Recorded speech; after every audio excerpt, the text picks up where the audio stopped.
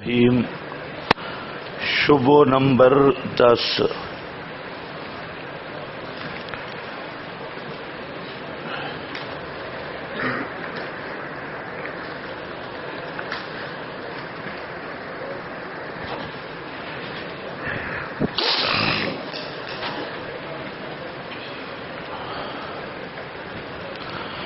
ان للہ ملائکہ سیاحین فی الارض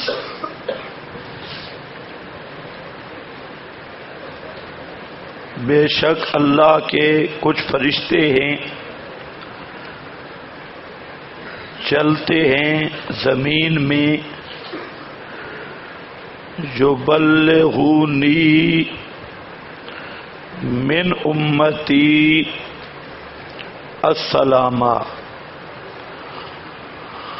پہنچاتے ہیں مجھ کو میری امت کا سلام۔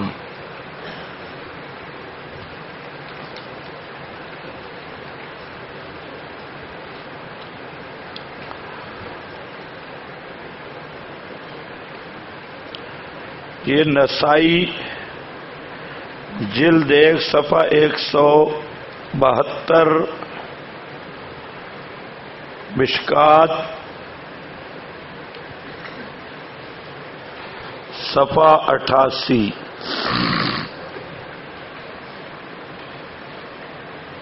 اس میں یہ آ رہا ہے کہ اللہ کے کچھ فرشتے ہیں مجھ تک زمین میں چلتے ہیں اور مجھ تک سلام پہنچاتی ہیں۔ معلوم ہوتا ہے کہ انبیاء کی روحیں ان کے ابدان میں واپس آ گئی ہیں اور وہ عند القبور سنتے ہیں۔ کچھ سمجھ آئیے آپ کو؟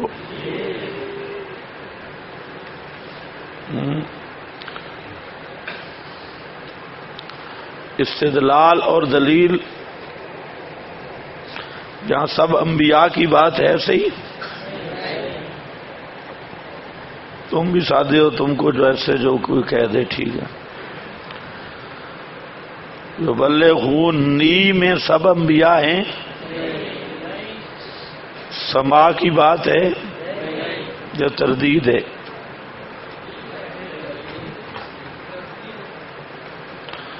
فرشتے پہنچاتے ہیں تو پھر سنتے تو نہیں نا، اگر سنتے ہیں پھر فرشتے نہیں پہنچاتے۔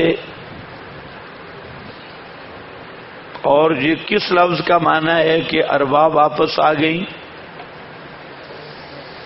یا قبر میں زندہ ہیں، یا فرشتے قبر میں سلام لے جاتی ہیں؟ نہ تو انبیاء کی کوئی بات ہے، نہ اعادہ ارواح کی کوئی بات ہے، نہ تعلق کی کوئی بات ہے، نہ سننے کی کوئی بات ہے، نہ قبروں میں زندہ ہونے کی کوئی بات ہے، نہ ان فرشتوں کا قبر پہ جانے کی بات ہے، نہ قبر میں جانے کی بات ہے۔ استدلال کیسے؟ اس کو کہتے ہیں مذہبی دہشت گردی، کہ جھوٹ کو اتنا مشہور کرو کہ لوگ سچ سمجھے۔ اب جو پڑھتے ہیں ان للہ ملائکہ، اللہ کے پر نسائی پڑھ رہا ہوں، بھئی پڑھ تو نسائی رہا ہے لیکن کس چیز پہ پڑھ رہا ہے وہ بھی سمجھا، ثابت کیا کرنا چاہتا ہے۔ اگر یہ روایت صحیح ہو تو ہماری زبردست دلیل ہے۔ یہاں پر یبلغونی من امتی السلام مطلق ہے، اور المطلق یجری علی اطلاقہ ہی، قبر والا سلام بھی میں نہیں سنتا، فرشتے پہنچاتے ہیں، اور دور والا سلام بھی میں نہیں سنتا، فرشتے پہنچاتی ہیں۔ بالکل ٹھیک ہے، اور اس کو علامہ البانی لایا ہے الآیات البینات کے مقدمہ میں الآیات البینات یہ کتاب ہے نعمان بن آلوسی بغدادی. علامہ سید محمود آلوسی کا بیٹا ہے نعمان. اس نے بغداد میں تقریر کی اور اس نے یہی بیان کیا کہ مرنے کے بعد کوئی نہیں سنتا. تو وہاں کے چند صوفی انہوں نے اس کے خلاف تبصرہ کیا. تو اس نے کتاب لکھی الآیات البینات فی عدم سماع الاموات عند الائمۃ الحنفیۃ السادات. یہ اس کتاب کا نام ہے. اس کو سعودیہ نے شائع کیا، رسالہ ہے، اور اس کا مقدمہ ہے علامہ ناصر الدین البانی کا. ناصر الدین البانی سلفی ہے. سلفی یہ غیر مقلد نہیں ہے برے صغیر والا. یہ برے صغیر والا غیر مقلد تو باندر کا بچہ ہے، یہ نہیں. وہ سلفی ہے اس میں بھی تھوڑی گڑبڑ، لیکن ہے وہ سلفی. تو علامہ البانی نے اس روایت کو لایا ہے مقدمہ الآیات البینات میں، اور اس میں اس نے کہا کہ یہ عدم سماع کی زبردست دلیل ہے. رسول اللہ صلی اللہ علیہ وسلم نہیں سنتے، اگر سنتے ہوں تو بلوغ ملائکہ کا کوئی مطلب ہی نہیں بنتا.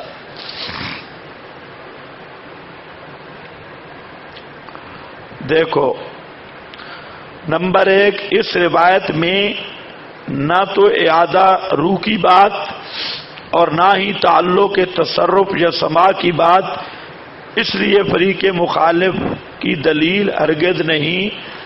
اگر غور فرمایا جائے تو یہ ہماری دلیل ہے.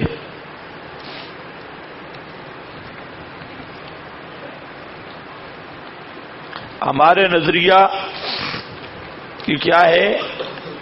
مؤید ہے، کیونکہ ابلاغ سلام مطلق ہے، میں نہیں ہے، مطلق ہے.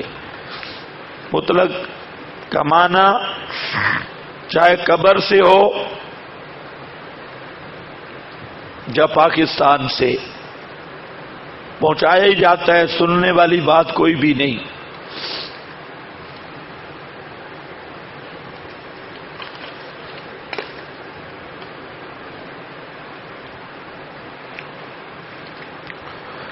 اس کے بعد شبہ نمبر 11،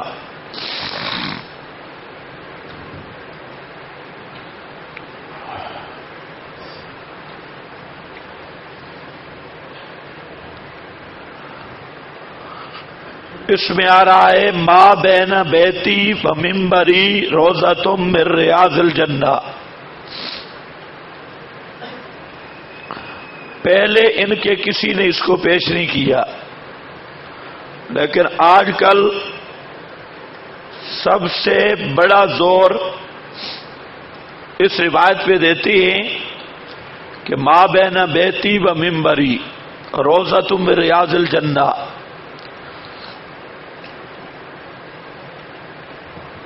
تقریر کیا ہے کہ میرے گھر اور ممبر کے درمیان جنت کا باغ ہے، اور جنت میں مردے نہیں ہوتے، جنت میں زندہ ہوتی ہے، لہذا آپ زندہ ہیں.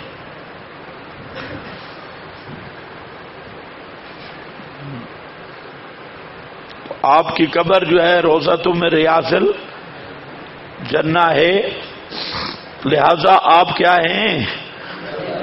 قبر میں، کیونکہ قبر جنت کا باغ ہے.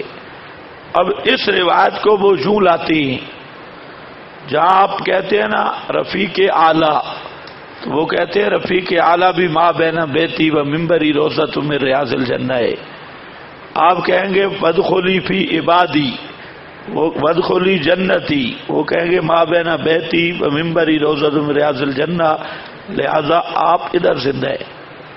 یہ جنت حقیقی ہے. اور جنت میں زندہ ہوتے ہیں مردے نہیں ہوتے.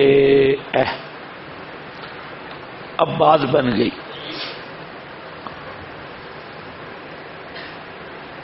ایک مولوی صاحب تھے،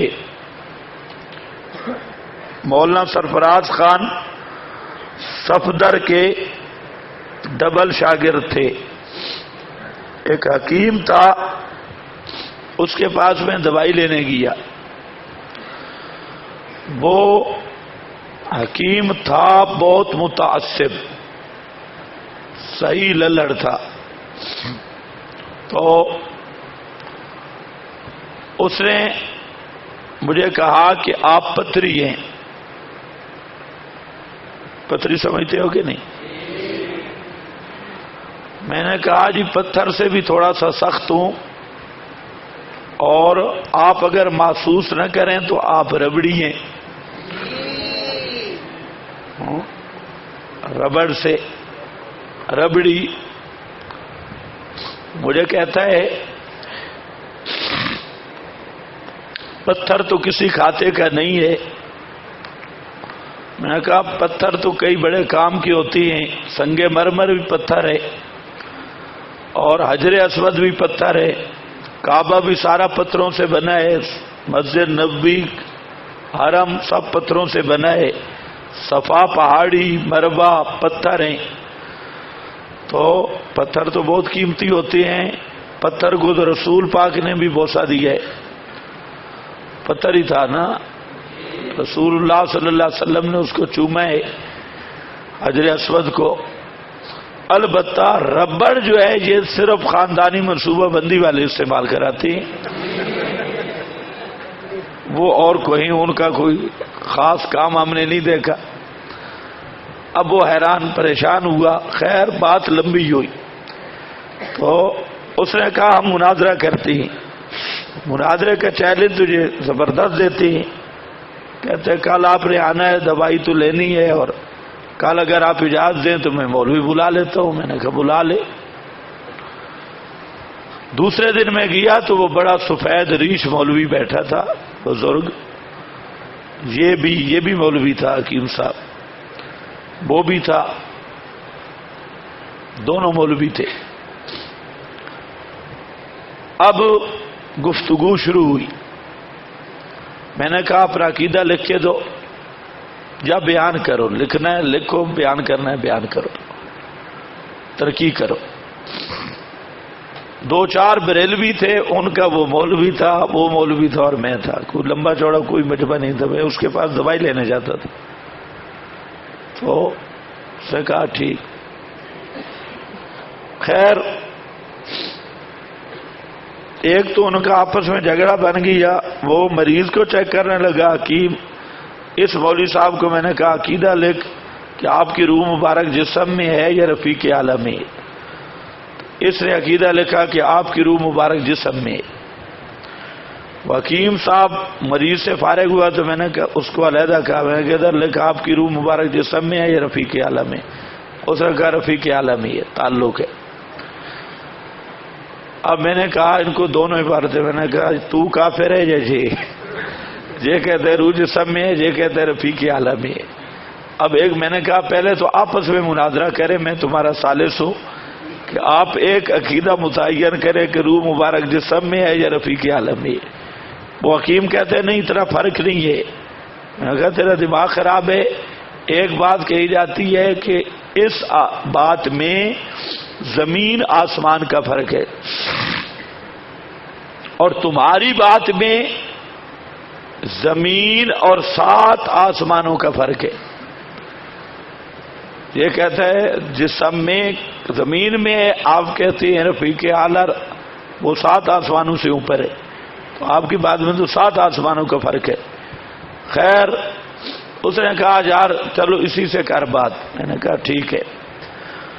جو بات بتانا چاہتا ہوں وہ یہ ہے کہ اس نے سب سے پہلے یہ روایت پڑھی، ما بین بیتی و منبری روضۃ من ریاض الجنہ. خیر میں نے اسے کہا، اس نے تعارف کرایا تو میں 2 دفعہ مولانا سرفراز سے دورہ حدیث پڑھا ہے. میں نے کہا جب اس نے روایت پیش کی میں نے کہا آپ کے استاد نے یہ استدلال کیا تھا؟ کہتا ہے نہیں، ویسے میرے ذہن میں آیا۔ میں نے کہا آپ کے ذہن میں شیطان نے بول کیا ہے، یہ استدلال نہ کر، نہیں تو اس استدلال سے آگے جانے کی ضرورت نہیں ہے، اسی استدلال سے انشاءاللہ میں تجھے کافر ثابت کروں گا، خالصتاً کافر۔ خیر، میں نے کہا اسے کہ یہ بتائیں، اس نے کہا کہ آپ کی قبر جنت کا باغ روضۃ من ریاض الجنہ میں ہے یا نہیں؟ میں نے کہا ہے۔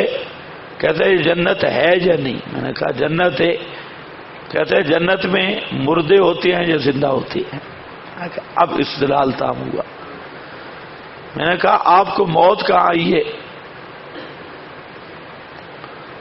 کہتے ہیں جہاں دفن ہے۔ میں نے کہا جنت میں موت آتی ہے؟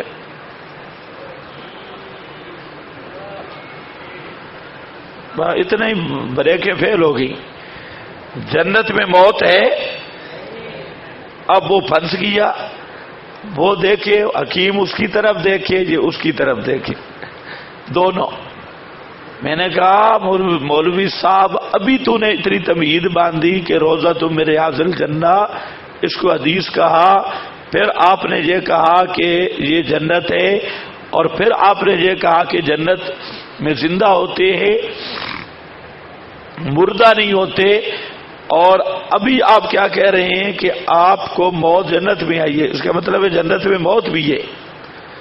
جہاں گیا پھنس، پسینہ پسینہ پسینہ پسینہ۔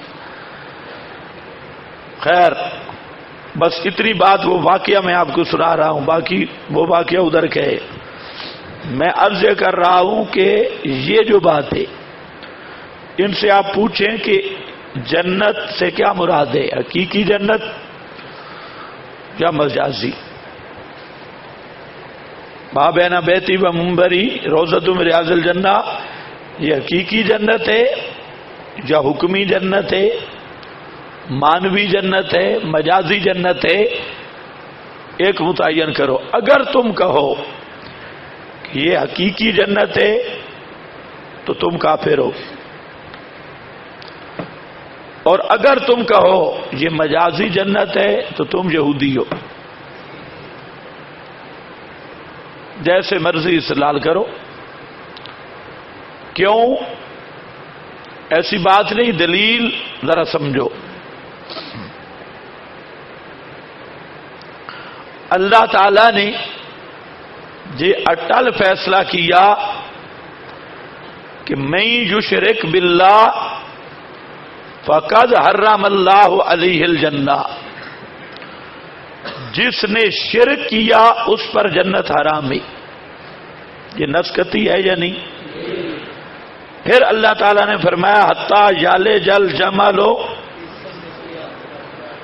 مشرک جنت میں اس طرح داخل نہیں ہو سکتا جس طرح سوئی کے ناکے سے اونٹ نہیں داخل ہو سکتا۔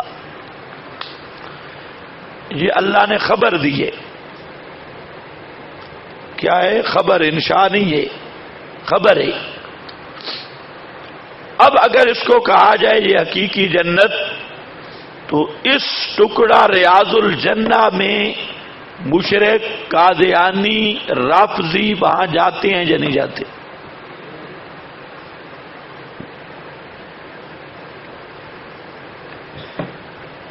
بولو۔ اور اللہ نے کیا خبر دی تھی کہ مشرک جنت میں نہیں جائے گا؟ اگر اس کو الجنہ سے حقیقی جنت مراد لی جائے تو اس کا مطلب ہے کہ اللہ نے معاذ اللہ جھوٹ بولا ہے۔ اللہ نے جو خبر دی تھی کہ مشرک جنت میں نہیں جائے گا اور مشرک پر جنت حرام ہے، اور حتی یلج الجمل تک تعلیق ہے کہ جیسے سوئی کے سوراخ سے اونٹ نہیں گزر سکتا، اس طرح مشرک وہ جنت میں نہیں جا سکتا۔ تو اگر یہ حقیقی جنت ہے تو مشاہدہ یہ ہے کہ وہاں مشرک موجود ہے. جاتی ہے مشرک، بڑے بڑے مشرک وہاں جاتی ہے،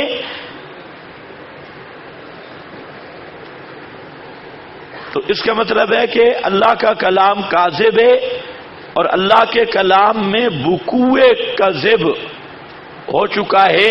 اور جو اللہ تعالی کے کلام میں کذب کا وقوع مانے وہ تمام فرقہ کے اہل سنت کے نزدیک کافر اور مرتد ہے.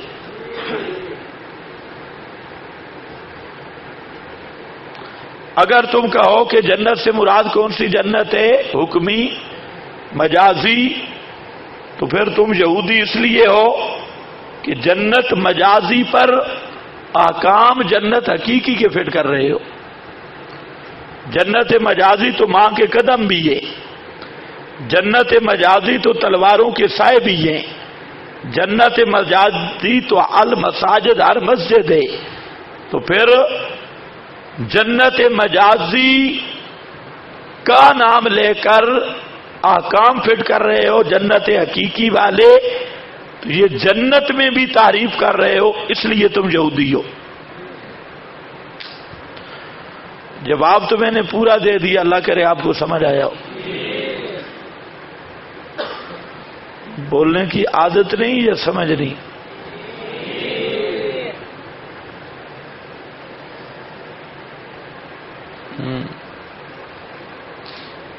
اب دیکھو،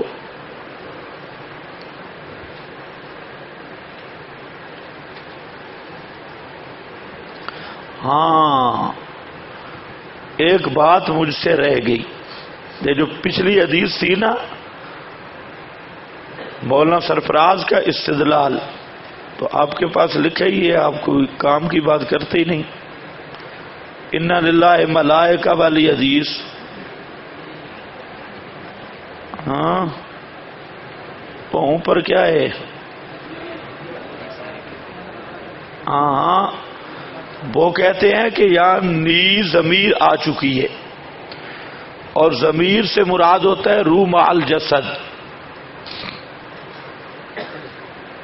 تو معلوم ہوتا ہے کہ جو درود ہے یہ آپ کے روح جسم دونوں پہ پیش ہوتا ہے. تو درود تب بھی پیش ہو سکتا ہے کہ آپ زندہ ہوں.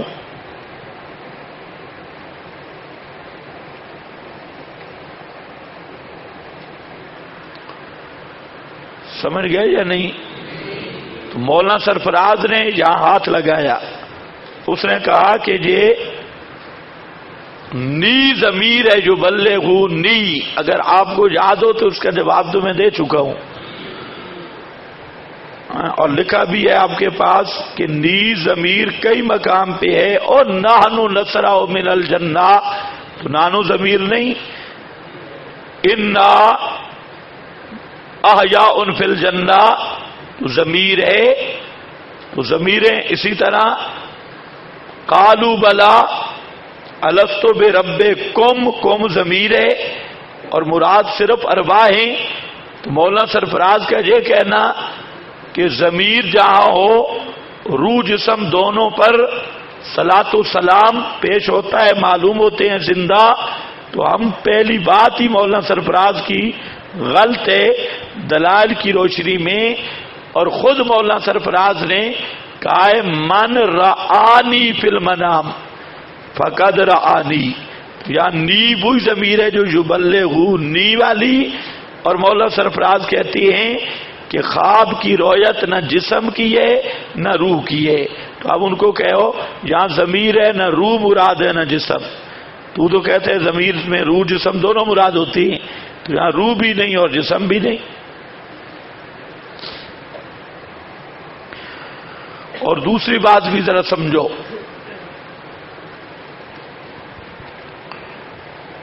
بلوغ یا ابلاغ سے مراد ہے نزول رحمت. توجہ ہے آپ کی؟ اچھی طرح سمجھو. اس پر انشاءاللہ میں آپ کو حوالہ جات لکھوا دوں گا سورہ احزاب میں. ان اللہ ملائکتہ یصلون علی النبی. آپ ذرا میری طرف توجہ کریں. ابلاغ و تبلیغ کے لیے کیا ہے؟ نزول رحمت. بخاری میں حدیث ہے، اس میں ہے کہ ہر مسلمان السلام علینا وعلی عباد اللہ الصالحین یہ پڑھتا ہے نماز میں تو اصابت کل عبد صالح فی السماء و فی الارض، تو یہ سلام ہر نیک آدمی کو پہنچتا ہے. نیک سے مراد صالح مومن. آپ نے صبح کی نماز پڑھی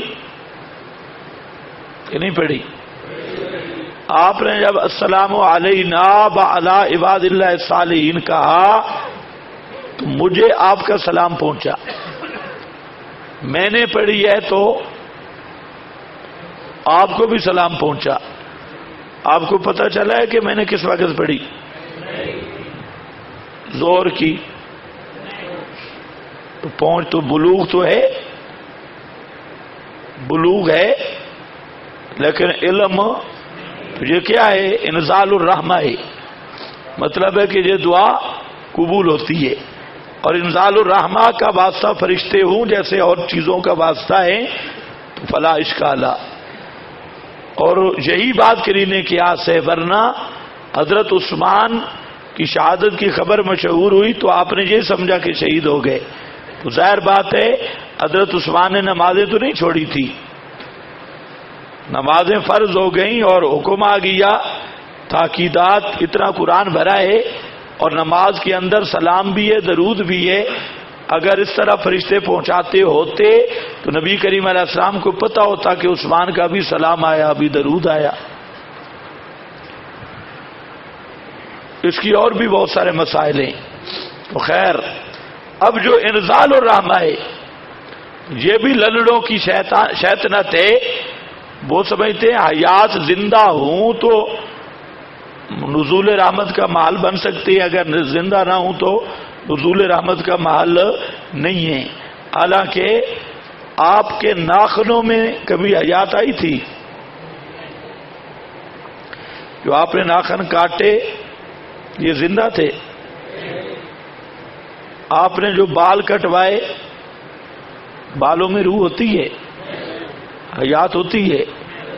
ہم کہتے ہیں کہ آپ کے کٹے ہوئے ناخن، آپ کے کٹے ہوئے بال، آپ کے وجود کے ساتھ لگ کے گرا ہوا پانی، آپ کے قدموں کے ساتھ لگنے والی ریت کے ذرے، یہ بھی اللہ تعالی کی رحمت کے نزول کا محل ہے.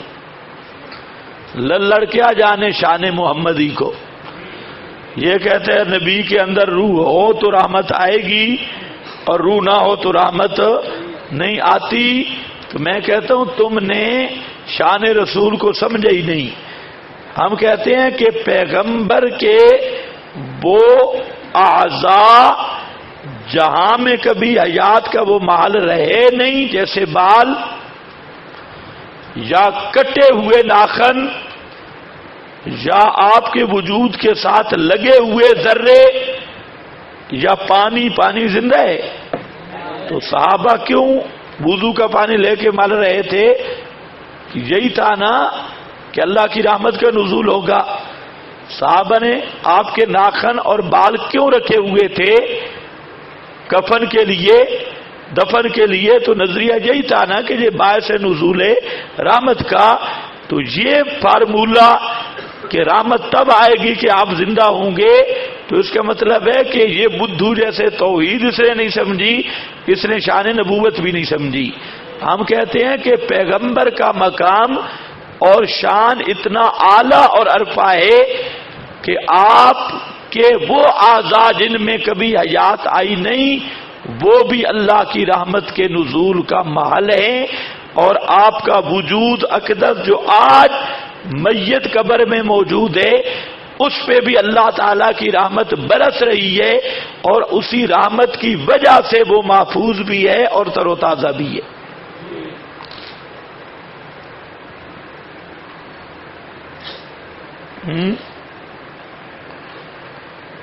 سمجھے کہ نہیں سمجھے؟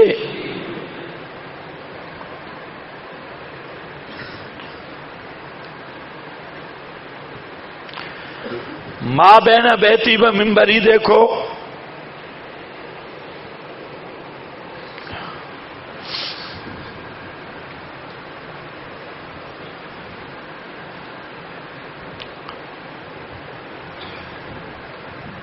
نیچے لکھا ہے حتی جل جل، اور من یشرک باللہ، تو مطلب ہے کہ للڑوں اہل بدعت سے ہم نے سوال ہے ہمارا کہ الجنہ سے مراد کیا ہے تمہاری؟ اگر الجنہ سے مراد ہے جنت حقیقی تو تم صاف کافر ہو، کھلے کافر ہو، جیسے ہندو کافر ہے۔ کیوں؟ وجہ میں نے بتا دی، اگر آپ مہربانی کریں بولیں کیوں؟ بولو بولو سب، کیوں؟ یہ مسئلہ منسوخ کرتی ہے کہ جنت میں مشرک نہیں جا سکتا، اور جہاں مشرک کا جانا مشاہد ہے، تو یہ اللہ تعالیٰ کے کلام قرآن میں وقوع کذب ہے، وقوع کذب کے جھوٹ واقع ہو چکا ہے، امکان بھی نہیں وقوع کذب۔ جو کلام الہی میں کذب کا وقوع مانے وہ کافر۔ ایک نیز ان نصوص کے بھی خلاف ہے جن میں اوصاف الجنت بیان کیے گئے، جنت کے اوصاف، جو حقیقی جنت کے اوصاف ہیں وہ اس جنت میں ہیں۔ تو جنت کے حقیقی جنت کے اوصاف، مثلاً وہاں بھوک نہیں لگے گی، پیاس نہیں لگے گی، بوڑھا نہیں ہوگا، موت نہیں آئے گی، قضاء حاجت نہیں ہوگی، 33 سال کی عمر ہوگی۔ یہ جو اوصاف ہیں اس حقیقی جنت کے، یہ اوصاف جہاں ہیں مسجد نبوی میں کسی للڑ کو ماں بہنا بیتی والے ستون سے باندھ دو کسی مردار کو، اور کھانا شانا نہ دو، پتہ لگتا ہے کہ یہ حقیقی جنت ہے یا مجازی ہے۔ اور وہ ممبر ہے، ممبر والا خطیب، ہم نے خود دیکھا، وہ خطیب صاحب کو اتنا بوڑھا ہے کہ 2 آدمی پکڑ کے بٹھاتے ہیں، اور ساری زندگی ادھر ہی گزاری اس نے۔ تو وہاں بوڑھا ہو رہا ہے، پاکستانی سارے بوڑھے بوڑھیاں اسی میں ہیں، اور حکومت نے وہاں اے سی چلائے ہوئے ہیں، بجلی والے، انگریزی بجلی والے اے سی۔ تو جنت میں گرمی ہوگی؟ تو یہاں تو اتنی گرمی ہے، اے سی بند ہو تو لوگ مر جائیں، پیاس، بھوک، کوئی سمجھ آئیے بات؟ تو اوصاف الجنہ کی نصوص کے بھی یہ خلاف ہے۔ اس کی وضاحت کی ضرورت نہیں تھی، لیکن آج کل اس روایت کو انہوں نے بڑی دلیل قطعی سمجھا ہے۔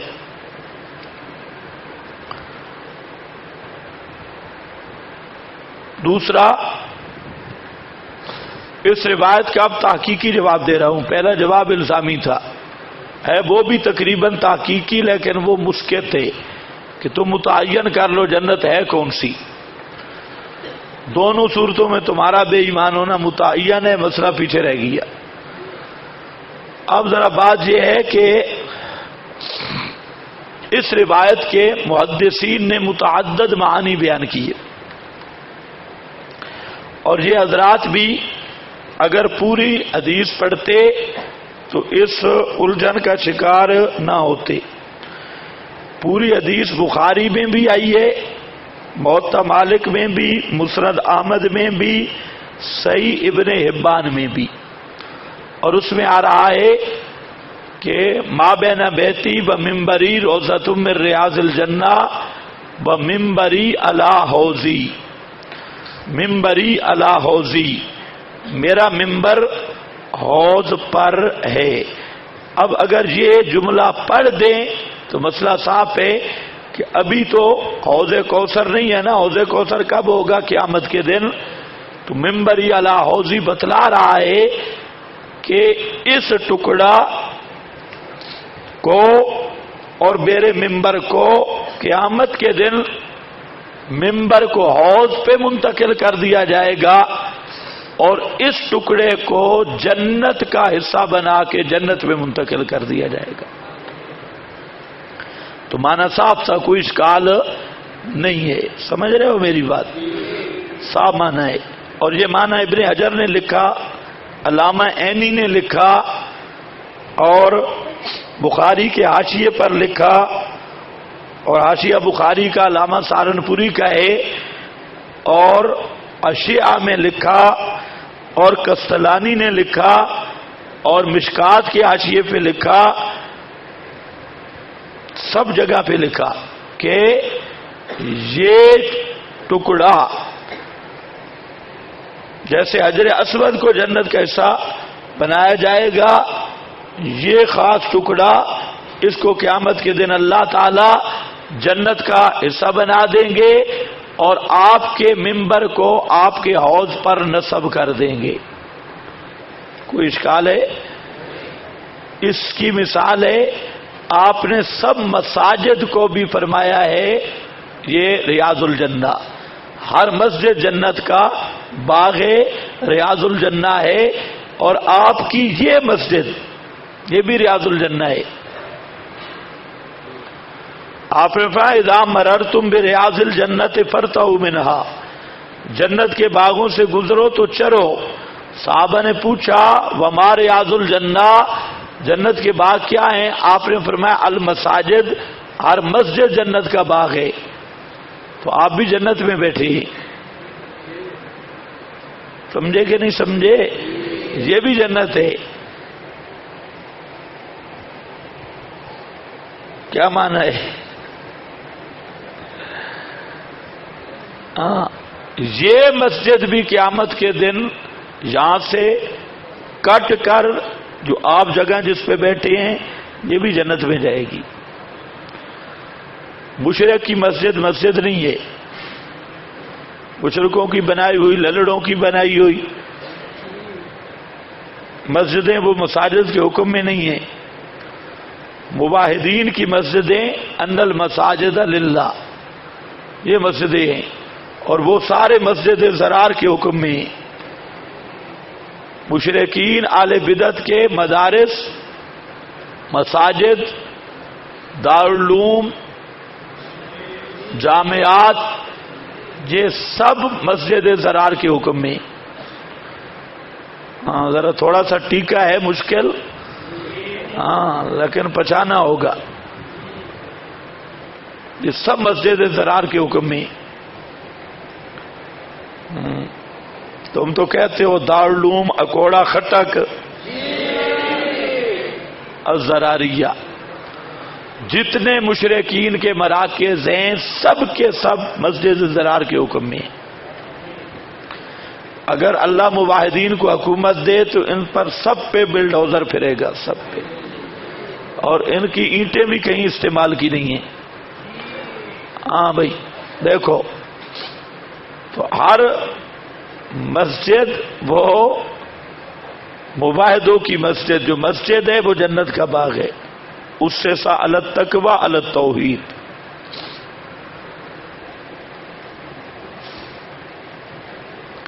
دوسرا معنی کیا کہ جہاں تشبیہ ہے، نزول رحمت بجا تشبیہ ہے، کہ جس طرح یہ ٹکڑا محبت بئی اور اشاعت التوحید و سنہ کا محبت ہے، کیونکہ وہی ٹکڑا تھا. آپ حجرے میں جاتے، مسجد نبوی میں آتے، حجرے میں جاتے، مسجد نبوی میں جاتے، تو اسی ٹکڑے میں توحید و سنت اور قرآن کا نور پھیلا ہے.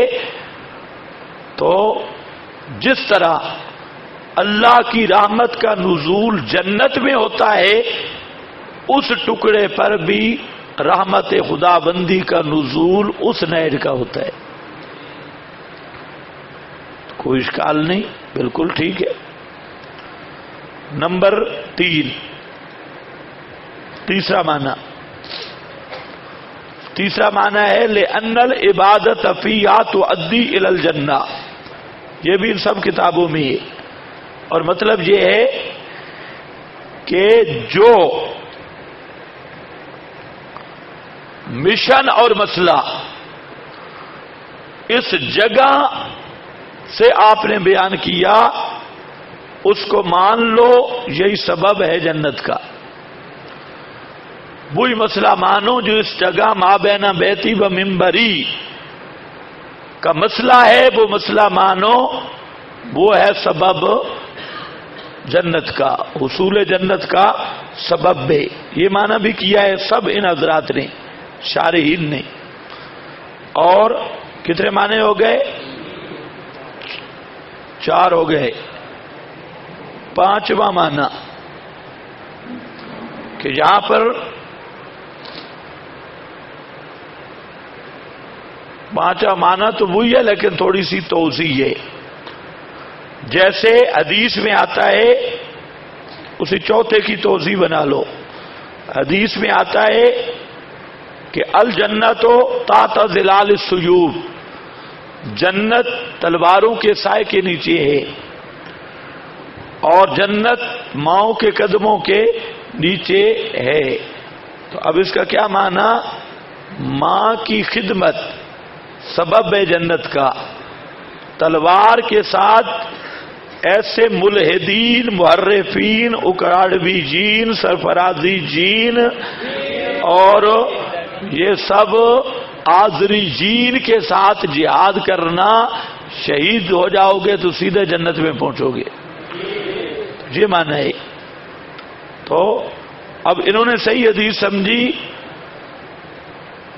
سمجھی، ماں کے قدموں کے نیچے جنت ہے، تو ان کو کہو کوئی مرنے لگے اوپر ماں کو چڑھا دو، صغرا کبرا فٹ کرو کہ جنت میں موت نہیں آتی، ماں کے قدموں کے نیچے جنت، لہذا یہاں موت نہیں آئے گی۔ کوئی مرنے لگے اوپر تلوار کا سایہ کر دو۔ واہ، فرقہ اکاڑویہ نے صحیح قرآن و سنت سمجھائے، زبردست۔ ہاں، ظلال السیوف بہترین نسخہ ہے۔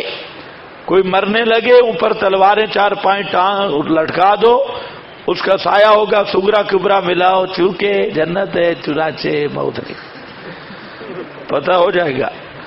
اور ان کو کہو گدھے کے گدھے، حدیثوں کو نہ توڑو مروڑو، وہاں پر بات صاف ہے کہ تلوار سے جہاد کرنا یہ سبب ہے جنت کا، ماں کی خدمت کرنا یہ سبب ہے جنت کا، اور اس منبر، اس جگہ کا مسئلہ ماننا یہ سبب ہے جنت کا۔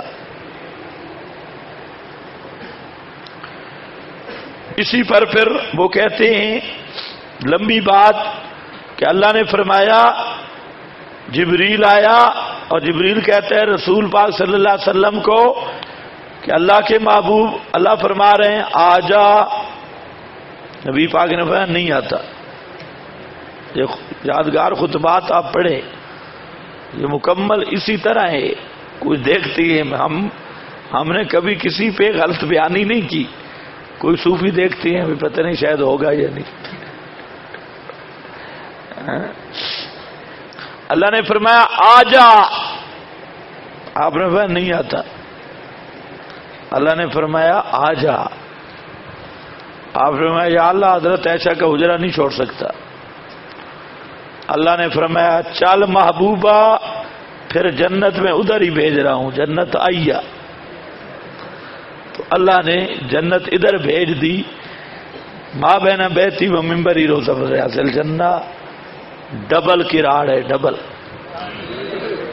اللہ نے کیا فرمایا؟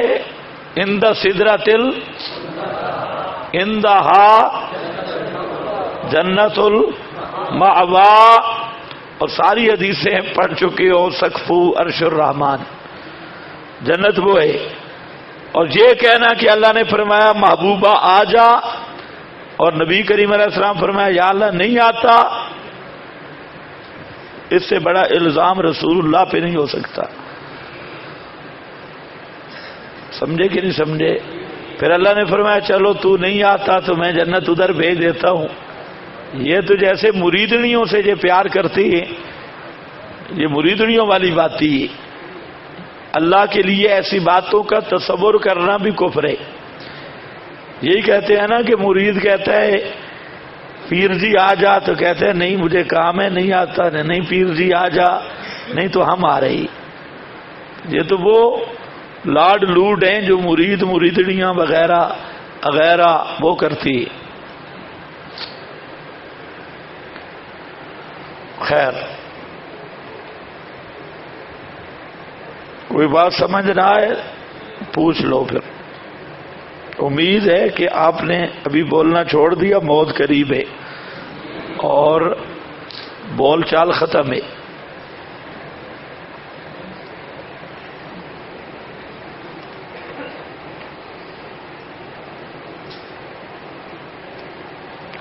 معلوم ہوا کہ تبرک اشیاء مقدس سے حاصل کرنا جائز ہے، بالکل جائز ہے۔ کون منکر ہے؟ غلو فی التبرک کے ہم انکار کرتے ہیں۔ جہاں ثابت ہے ثابتہ، اس میں کون سا اشکال ہے؟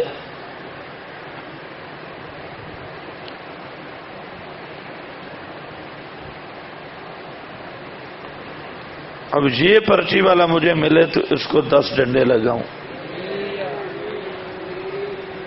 کہتے القبر روزہ تو میرے ریاض الجنہ ہو، اس کی بھی وضاحت کرو۔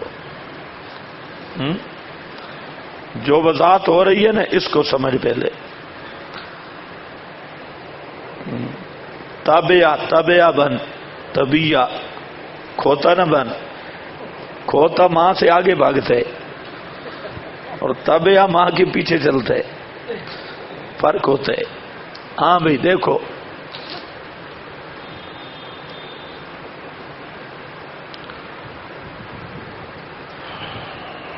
شبہ نمبر 12،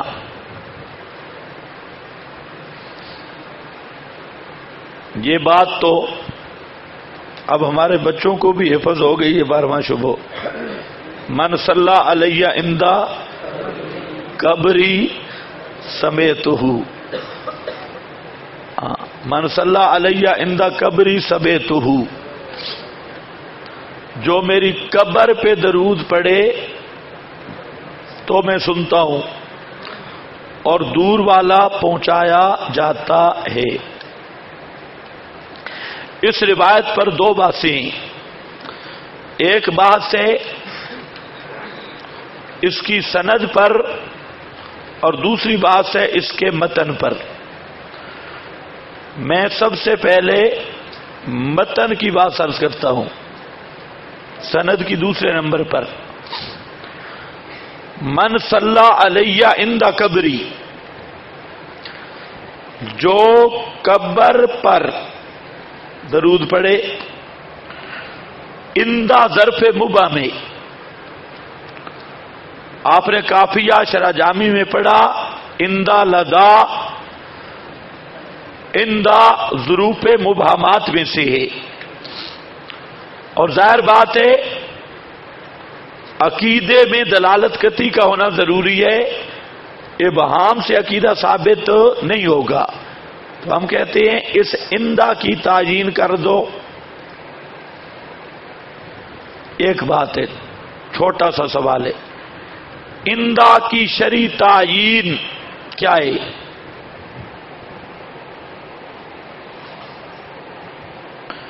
کیونکہ ظرف مبہم ہے، اور ظرف مبہم بنگلہ دیش والوں کی نسبت ہم عند القبر ہیں،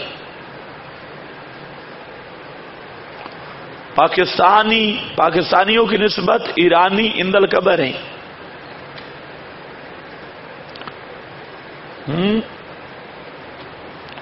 اور ایرانیوں کی نسبت عراقی عند القبر ہے، عراقیوں کی نسبت سعودی عند القبر ہے،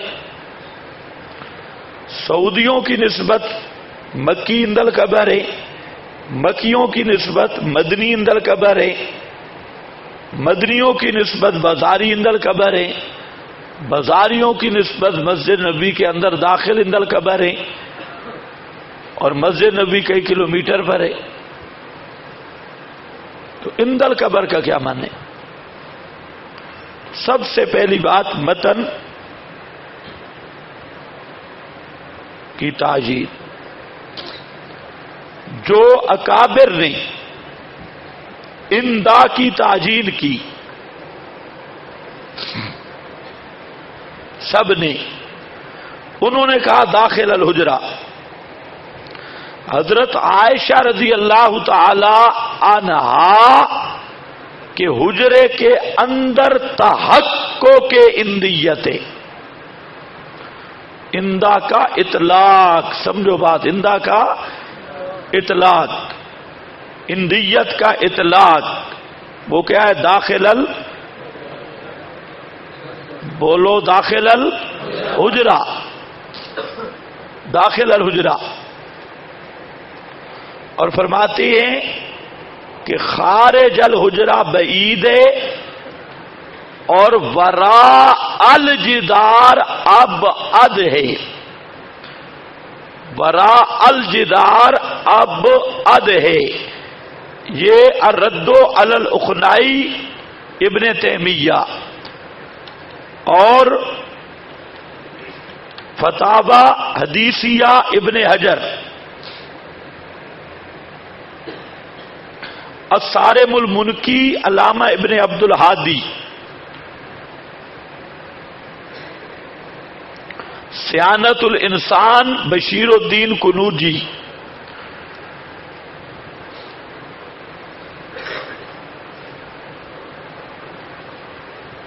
جلاء العینین، غایت الامانی، سب کتب میں یہی درج ہے کہ اندیت کا تحقق ہے ام المومنین کے حجرہ کے اندر۔ خیال کرنا، سما کا کوئی تحقق نہیں، اندیت کا۔ اندا کا اطلاق یہ ہوتا ہے کہ حجرہ کے اندر کوئی ہو، اس کو عند القبر کہا جاتا ہے، اور جو حجرہ سے باہر ہے وہ بعید ہے، اور جو دیوار سے باہر ہے وہ کیا ہے؟ اب اد اب اد اب اد اب ذرا سمجھنا، موجودہ صورتحال کیا ہے؟ اس وقت کی صورتحال، اس وقت صرف ایک دیوار نہیں، جدران خمسہ، 5 دیواریں،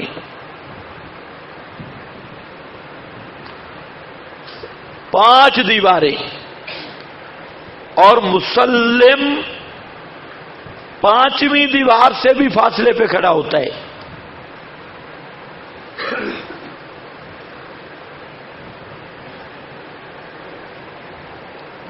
آپ کی قبر مبارک حجرہ میں موجود، حجرہ کے باہر پہلی دیوار عمر بن عبدالعزیز رحمہ اللہ کی، اس کے بعد نور الدین زنگی کی، اس کے بعد شبکہ اور جالی کی، اس کے بعد وہ چھوٹی دیوار زائرین کو پیچھے روکنے کی، اور جو عمر بن عبدالعزیز کی دیوار ہے اس کا دروازہ کوئی نہیں ہے۔ یہ بات سمجھنے کے قابل ہے، وہ دروازہ اس کا نہیں ہے، اندر جانے کا راستہ نہیں۔ اور آپ کی قبر مبارک، ہم نے جو وہاں کے لوگوں سے پوچھا، اور شواہد بھی ایسے ہیں کہ موجودہ جہاں مسجد نبوی کا فرش ہے اس سے کم از کم 36 فٹ نیچے، 36 فٹ نیچے اس کی بھرائی وغیرہ کر کے مسجد نبوی کا سین اونچا رکھا گیا، نیچے ڈبل گاڑیوں کے کھڑے ہونے کی جگہ ہے، اور تہخانے ہیں، اور عجیب عجیب سسٹم ہے۔ تو اس موجودہ تعمیر سے یہ معلوم ہوتا ہے کہ 36-40 فٹ آپ کی قبر مبارک اس سطح سے نیچے ہے جہاں ظاہر کھڑا ہوتا ہے، حجرہ بھی نیچے، اوپر 5 دیواریں، تو ایک دیوار کے بعد تھا بعید ابعد، اور 5 دیواروں کے بعد کیا ہوگا؟ اب جو موجودہ صورتحال میں سما کا قائل ہے، یہ دور سے سما کا قائل ہے یا قریب سے؟ ہم کہتے ہیں یا اکابر، اور جو دور سے سما کا قائل ہو مسلمان ہے یا مشرک ہے؟ اب اس پہ تو مولانا سرفراز بھی میرے ساتھ آ جائیں گے، وہ بھی کہتے ہیں دور سے سما کا قائل کیا ہے؟ مشرک ہے۔ للڑ بھی کہتے ہیں دور سے سما کا قائل کیا ہے؟ مشرک ہے۔ تو ہم کہتے ہیں کہ تم خود دور سما کے قائل ہو۔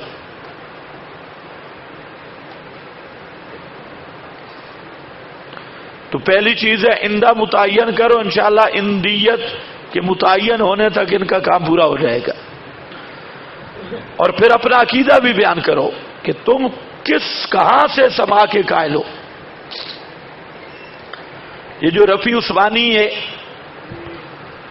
رفیع عثمانی ہو ابھی قلب ہو اب، تو یہ قلب ہو اب اس کی ایک مجلس ہے، بہت اچھی مجلس ہے۔ عمرہ کر کے آیا، اس نے گپ شپ لگائی، تو آگے جو چیلے چاٹے ہوتے ہیں ان کے، وہ حضرت صاحب کے ہذیان یا جو بھی بک بک ہو اس کو فرمودات کہتے ہیں، ملفوظات۔ حضرت صاحب کے ملفوظات ہیں، چاہے حضرت صاحب کو زکام ہی لگا ہوا ہو تو وہ اس کے تبرکات ہیں اور ملفوظات ہیں، انہوں نے لکھ دیا، ان کے لیے مصیبت بن گیا۔ اس نے اپنے علماء میں بیٹھ کے کہتا ہے کہ مجھے سمجھ نہیں آئی، چند میرے ذہن میں اشکال ہے۔ ایک تو یہ ہے کہ ہم کہتے ہیں نبی پاک قبر میں زندہ ہیں، پھر زندہ آدمی کو بار بار سلام کرنا خلاف ادب ہے۔ مثلا میں جہاں بیٹھا ہوں، آپ ادھر آئیں السلام علیکم، ادھر آئیں السلام علیکم، السلام علیکم، السلام علیکم، تو یہ تو خلاف ادب ہے۔ کوئی ایک دفعہ سلام ہوتا ہے، اگر آپ ادھر سے موڑ کے السلام علیکم السلام علیکم السلام علیکم، تو یہ سلام تحیہ، یہ سلام تحیہ نہیں ہوگا، سلام تحیہ ہوگا۔ کہتا ہے کہ ہم ادھر زندہ کہتے، ادھر بار بار سلام کرتی۔ پھر بہت سارے آدمی ہونا تو ایک آدمی کو سلام کرنا چاہیے۔ ابھی آپ اتنے بیٹھے ہیں، او ماشاءاللہ، جو صوفی آخر میں سویا بیٹھا ہے اس سمے، تو اب اگر آپ لین باندھ لیں اور شروع کر دیں السلام علیکم السلام علیکم السلام علیکم، ہمارا تو گزارا ہو جائے گا شام تک۔ آخری دن بھی ملنا بہت مشکل ہوتا ہے بھئی، اتنی مخلوق کو کون ملے السلام علیکم السلام علیکم السلام، لیکن وہ تو ہم مجبوراً ملتے ہیں، اس امید سے کہ ہو سکتا ہے اللہ کرے آپ میں یا ہم میں سے کوئی شہید ہو تو پھر جنت میں ملاقات ہو۔ تو یہ، لیکن ایک آدمی آپ خود سوچے کہ بیٹھا ہے، اس کو 1000 آدمی نے سلام کیا، وہ کہتے ہیں السلام علیکم وعلیکم السلام وعلیکم السلام وعلیکم السلام وعلیکم السلام وعلیکم السلام وعلیکم وعلیکم وعلیکم السلام۔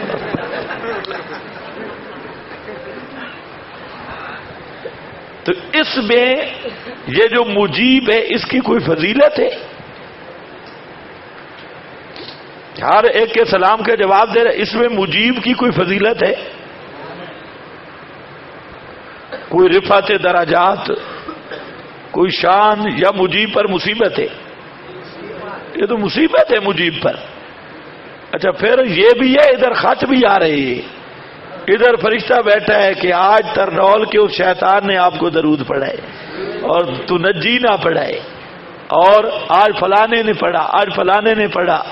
اچھا پھر فرشتے شکایتیں بھی لگا رہے ہیں، ہر امتی کی شکایتیں ہر روز لگ رہی ہے، آج فلانا طالب علم بھاگی ہے، آج فلانا طالب علم نے سبق نہیں پڑھا، آج فلاں نے فلاں فلاں فلاں فلاں، یہ بھی سارا ہو رہا ہے۔ اور ہر ایک کے سلام کو بیک وقت سنتے ہیں، جواب دے یہی وہ کہتا ہے مفتی رفیع کا یہی مقصد تھا کہ اتنے لوگ سلام کرتی ہیں تو میرے ذہن کوئی مطمئن نہیں ہو رہا، کوئی اس میں کوئی فائدہ تو نہیں ہے۔ تیسرا کہتے ہیں بہت سارے لوگ مسجد نبوی سے پیچھے بھی واپس آ جاتی ہے، تو آپ کن کا سلام سنتے ہیں؟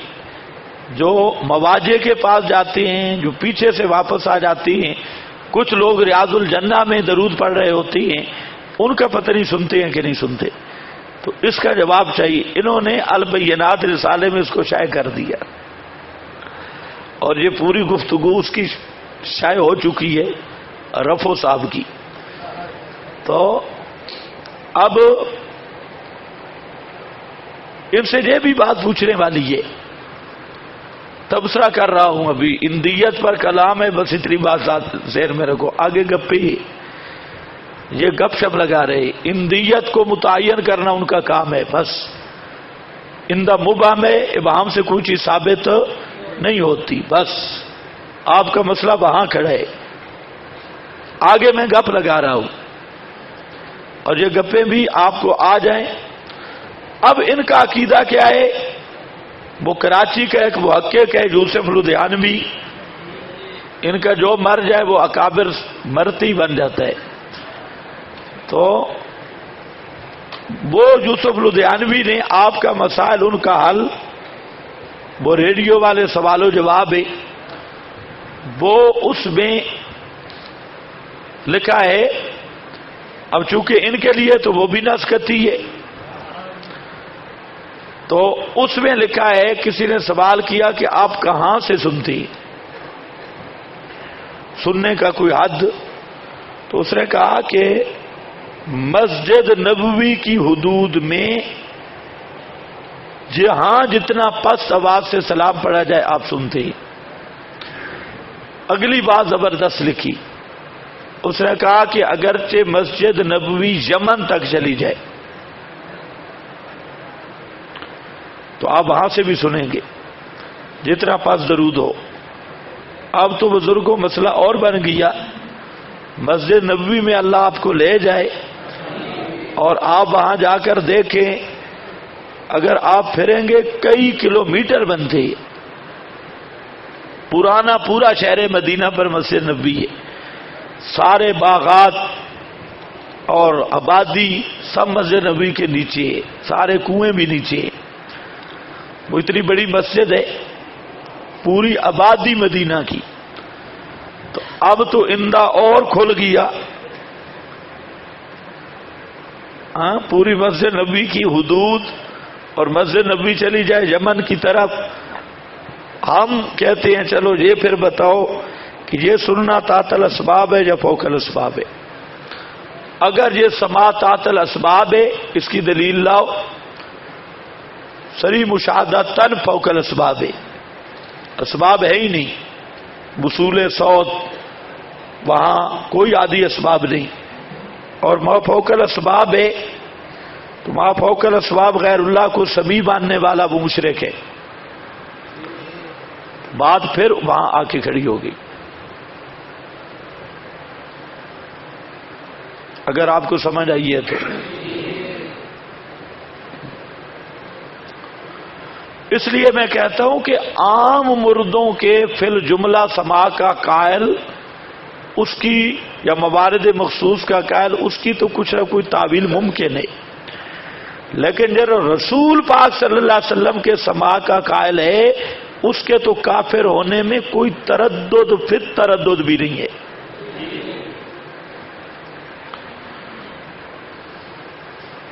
یہ بات سمجھو، یہ بات مولویوں کو سمجھ نہیں آتی۔ مولوی کہتے ہیں جو رسول پاک کے سماع کا قائل ہے ہم اسے کافر نہیں کہیں گے، اور اس کو کہو بدھو مفتی، اصل کافر تو بنتے ہی وہ ہے۔ باہر والے دوسروں کے سماع کے تو اس پر متفرع کافر ہے، کفر دا مڈ ہے، اصل یہ ہے رؤوس الکفر یہ ہے، کیونکہ یہاں تو اسباب بالکل عند الفریقین نہیں، کوئی سبب نہیں، اور سبب بھی نہیں، کوئی حدیث بھی نہیں۔